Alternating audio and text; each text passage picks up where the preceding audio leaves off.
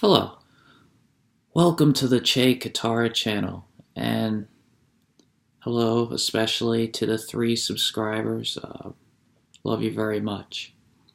Today's topic is boring but very important, and if you haven't noticed, I have a representation of Angela Davis behind me. It actually reminds me a lot of a former life partner that I have. She was absolutely beautiful woman, beautiful person. And I'm sure she's doing wonderful things as she has moved on with her life. Just a great person. The reason why I mention that is because I'm not into the whole personality thing with politics and things like that. I think we should be open to ideas from people in our own life. Well, that representation reminds me of a great person in Angela Davis, and what seems to and a person that meant a lot to me. That's what made me think about that. Okay, and Malcolm X. I love Malcolm X. That's why I have him back there. I just have a lot of respect for Angela Davis and Malcolm X. I recommend reading anything by those two. I think I read something by Angela Davis on prisons, and it was excellent. Well, a sadness to read it, but she covers it well. Okay, so getting down to business. Today's topic will not be exciting. I will be covering a 69-year-old journalist, an Irish journalist named Patrick Cockburn. Oh, I love this man. He is a lovely man. Many videos on YouTube where you can listen to him. He covers Syria, he covers Iraq, he covers Iran, Afghanistan. He goes across the Middle East, North Africa. He covers many of the important issues in that area of the world. But if you understand his contributions, then this video will be redundant and may even waste your time. I'm concerned about our public intellectual culture in this country. As citizens of the most powerful and privileged country in the history of the world, we are certainly obligated to engage a rational and meaningful public intellectual life. An intellectual life for all of us, all people of the world, no matter race, class, no matter where you live or who you are, everybody. Not just for a privileged elite of professors or those multimillionaire commentators you see on TV, or the people even in the alternative media that are cultivating personalities online and on YouTube and Twitter and things like that. So, it's for all of us, and that's what this video is for, is to hopefully give a contribution to that. 2 articles I will reference today. The first is a direct reference, the second being more tangential, but hopefully no less important or helpful. The first article is by Patrick Cockburn, and I recommend accessing this excellent article. Quote, "We can end ISIS terrorism, but only if Western countries wind down their proxy wars in the Middle East." Okay? This was published 3 days ago. And then there's the second article, more tangential. Quote, "Steal this article." That's the title, end quote. Well, steal this article. Quote, okay, that's the quote. By Christopher Hitchens, and that was written in 1996 in Vanity Fair, and you can easily find a copy online. And it's about plagiarism. So, don't be afraid to plagiarize Mr. Cockburn's work. I'm not speaking on his behalf. It's just an opinion. Don't be afraid to plagiarize Mr. Cockburn's ideas and to make them something better, to transform those valuable insights and ideas. I assure you that his journalism, and I use that word journalism here, with meaning and love, since journalists scarcely exist in the United States with few exceptions. It's almost like trying to find Bigfoot these days. Putting aside the new class of leftist pseudo-journalists who now cultivate personalities or self-righteous dispositions as they recruit markets, further degrading the profession as we speak. But that is a topic for another day. That said, if you reference the aforementioned Hitchens plagiarism article, it can provide a good frame of reference as you consider your own framing of issues and development of ideas, whether you are older or younger. And myself, I have to think about these things all the time, no matter where I am in life. I think the stress on anti-plagiarism in schools, as it has been characterized, is slowing down and damaging intellectual development, at least as I have seen it in my own life and as I have grown older.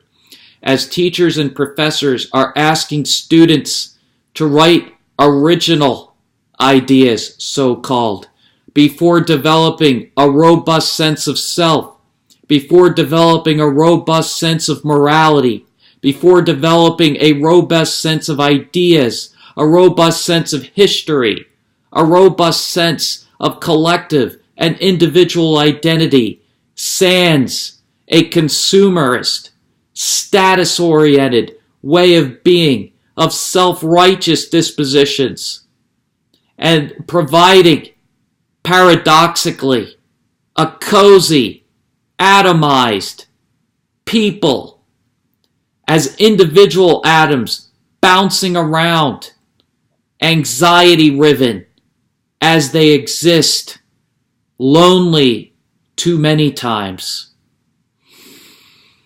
And too many times abandoned.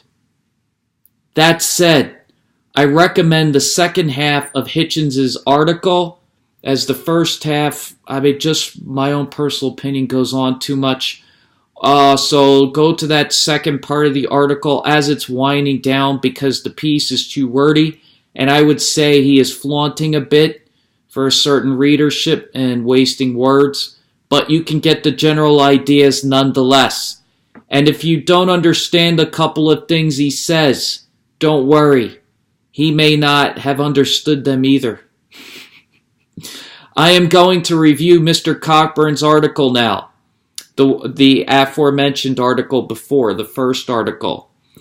Okay, his article on ISIS. I believe it extremely insightful. If you read any of his work, it's a lot of it's captured right there. I believe it to be a seminal piece that covers a critical issue of our time, how to end ISIS terrorism and terrorism in general, and to project our power abroad, if we should at all. Patrick Cockburn gives us a tidy thesis that the Western powers, Europe and the United States, must stop their proxy wars globally to end the ISIS threat. He claims ISIS is perhaps responsible for the suicide bombings in recent days in Sri Lanka that killed 253 people. Cockburn believes strongly Western, quote, national interests thwart effective policy implementation, and I'm sure that is not lost on anybody listening to this video. Moreover, Cockburn affirms ISIS as a territorial entity appears to be finished, but it doesn't preclude a change in tactics as they move to guerrilla or terrorist activity.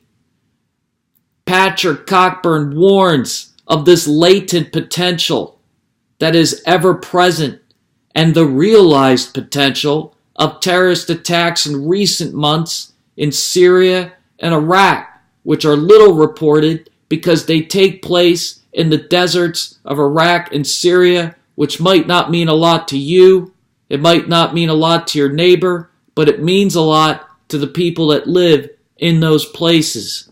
Allow me to quote the most important part of the article because I believe it to be quite potent. Quote, ISIS was born out of war. In 2001, at the time of 9/11, Al-Qaeda out of which ISIS was to emerge consisted of a network of fanatics and a few hundred, count them, a few hundred fighters in camps in Afghanistan. They were so few that they had to hire local Afghan tribesmen to fill out their numbers in propaganda videos. It was the invasion and occupation of Iraq in 2003 that turned the Al-Qaeda franchise in Iraq under Abu Musab al-Zarqawi into a powerful military movement. Okay, end quote. I remember those days of al-Zarqawi. He was small potatoes, it seemed, but our violence and destabilization of Iraqi society left authority vacuums nationally as well as cycles of violence. This provided a kind of breeding ground, and you could see that the potency of the terrorism grew as a measure of those circumstances. The war in Syria several years later destabilized Iraq once again, where by 2012, 2013, Mr. Cockburn, because of his wonderful journalism and access to people he trusts on the ground, was privy to the dire circumstances in northern and western Iraq, while the vast majority, 99.99999% of Western media was completely asleep. These potential dire circumstances, what I call the latency of violence, came to fruition, to no surprise of Mr. Cockburn, by 2014, as ISIS captured Mosul in that year, as ISIS was racing across capturing multiple cities, Raqqa, Mosul, all right, etc.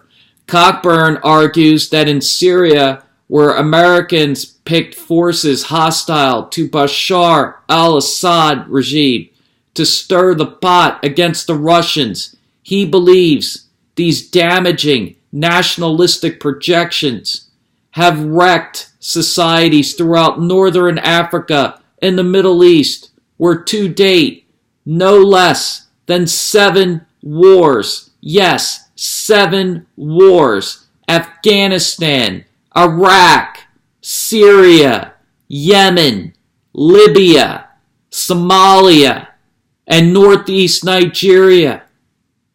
The reason for these wars seemed clear.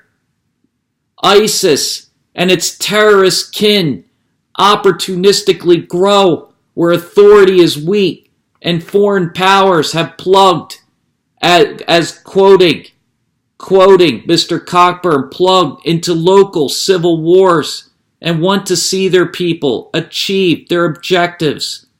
Libya, for example, exemplifies these tendencies, as Mr. Cockburn's journalism shows you, as General Khalifa Haftar, backed by, pay attention, Saudi Arabia, the United Arab Emirates, Egypt, France, and Russia, are fighting a government in Tripoli supported by another group, Qatar, Turkey, Italy, Tunisia, and Algeria.